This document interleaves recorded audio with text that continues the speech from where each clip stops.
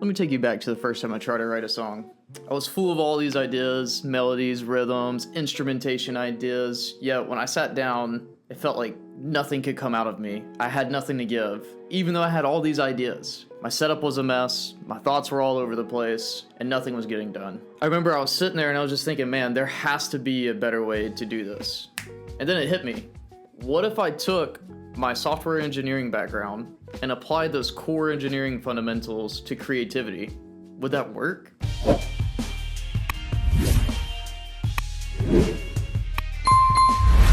This small mental shift changed everything for my music production. All of a sudden, I was starting to finish songs, and I was approaching songs from a logical standpoint versus feeling my way through it. However, I still felt my way through the song, so don't think that when I introduce logic, it gets rid of creativity. But what I did notice is that when I did apply some structure, all of a sudden, all that frustration that I had, it turned into creativity. So what I'm gonna share with you in this video are some tips that I have found that helped me actually finish songs instead of just sitting down and having over 200 different riff ideas with no clear path to a finished track. So let's get into it. Here are 5 tips that'll help you finish your next song.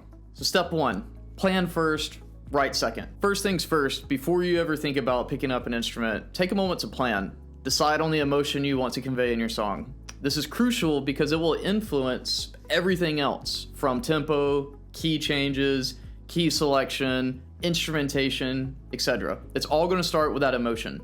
There's a couple of different ways you can go about deciding what type of emotion you want to convey.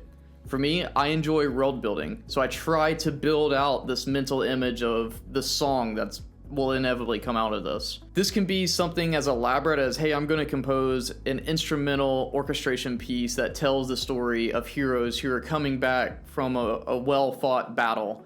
They didn't lose any of their troops. However, they were highly successful. What is the music that's playing whenever they're coming in for their feast? Stuff like that really helps you get out of the mindset of like, I'm gonna sit down and compose a piece of music. Okay, what are you gonna do? You know, really think about that emotion because emotion drives stories. Also know that the first time you sit down and you try to engineer a piece of music like this, writing from emotion, tempo, key, before you even getting to your DAW, it may feel weird, but trust me in this. Lean into it and at least try it and follow through with it. Don't back away until the song is finished and then reflect and say what I enjoyed and what I didn't enjoy. That's gonna lead me to my second step. After you've mapped out your emotion and you know the metrics of tempo, key, now we're gonna plan our instrumentation. So what I recommend you do is create a checklist. Say if I'm gonna work on an orchestration piece that's gonna tell that story of the heroes, okay, well, what's the ethnicity that I'm going to tell it from? All right, so I'm going to write about a Chinese hero during, 1000 BC. What are the instruments that I need for that?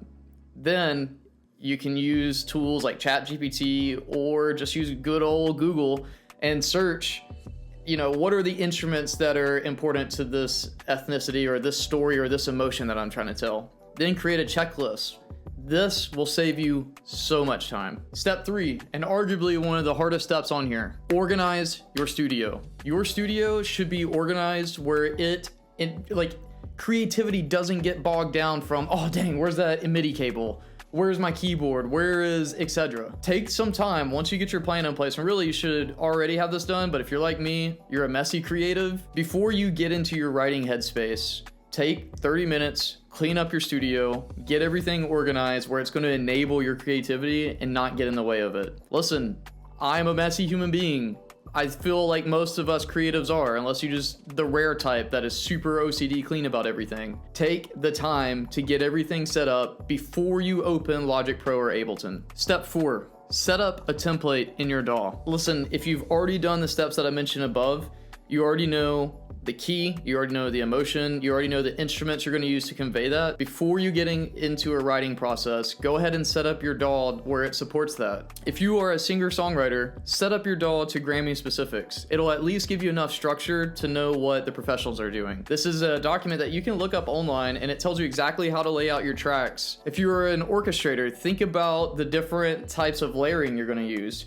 I want harmony and strings up here. I want woodwinds here, percussion down here. Make sure that whenever you are composing your piece, it is set up in a way that makes sense to you as a composer, but also as an orchestra. I try to keep things together and grouped like that, so when I'm thinking about panning or whatnot, I have my sections set up where it makes sense in an orchestra setting. And really, my fifth and final step here is just embrace the creative process. Listen, I work with clients and I'm an artist myself. I understand the pressure that we put on ourselves to be perfect. But what I really want you to take away from this is like, choose your favorite composer, artist, singer, songwriter, and just know that before they wrote your favorite song that you know them from, they probably wrote hundreds of shitty songs that you've never heard and probably never will hear. So just know that it's a process. The most important thing you can do is learn to fall in love with the process, not the results. And I'm going to tell you from personal experience, this is extremely difficult to do because we are our own worst critics. We put so much pressure on us as musicians and producers and composers to put out the very best thing we can do. And sometimes that can take away from our love of the thing that got us in here, which is music, you know, the love of music. So I would just really encourage you to take a step back, breathe, and just enjoy what you're doing. Try to be present in the moment. And I know this sounds super zen-ish, but really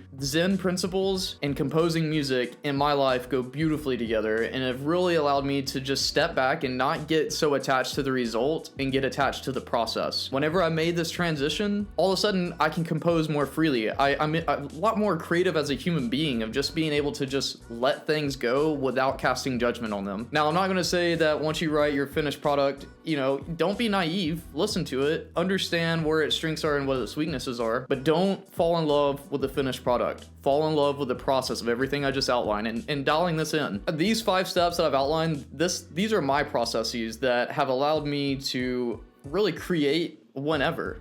I sit down, I already got a plan in place, and now I'm just executing. And that's really the goal that I want you to take away from this video, is learning how to get in that place of endless possibilities to honing in your creativity and saying, hey, this is what we're gonna do. I find that the more limitations that I can put on my creativity, the more creative I am, because it saves a lot of that brain power of trying to do everything.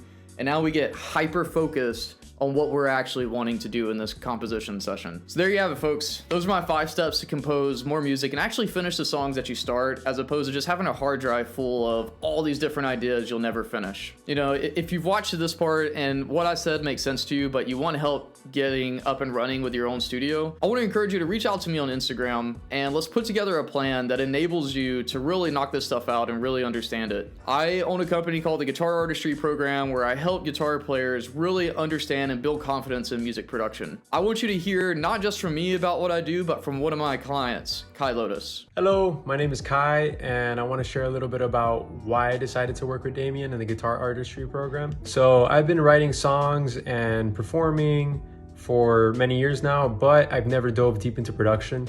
And that's always been something that's been holding me back in my career. When I finally decided I want to learn this, I was very overwhelmed by all the information out there. I didn't know where to start. So when I found Damion and I saw his program, I spoke with him. He seemed very passionate about what he's doing, and that was one of the first things that inspired me to work with him, was his motivation behind what he's doing. He really wants to help people. In hindsight, I realized that that's true. He's very passionate. I love that he caters to students' needs. So in the first week, he had a curriculum that he was suggesting me to follow. We spoke about my goals a little bit more and realized that maybe we should take a different direction. So he was quick on his feet, restructured the curriculum on a track that is more aligned with my goals. This type of personal catering to a student's needs is not something that you would find in schools. That's my favorite thing about working with Damion, is how specifically catered the program is. And I would recommend this program to anybody from somebody just starting out that maybe is just picking up a guitar